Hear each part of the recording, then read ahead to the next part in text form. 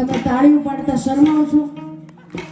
નહીં શરમાવો છેલ્લે સુધી, કારણ કે આ તો ભગવાન રામનું સાનિધ્ય છે એટલે શરમાવાનું હોય વાલા. તાળી પાડો તો મારા રામની રે, બીજી તાળી ન હોય જો.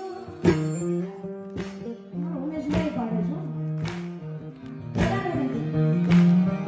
વાતું કરો તો સીતારામની રે, બીજી વાતું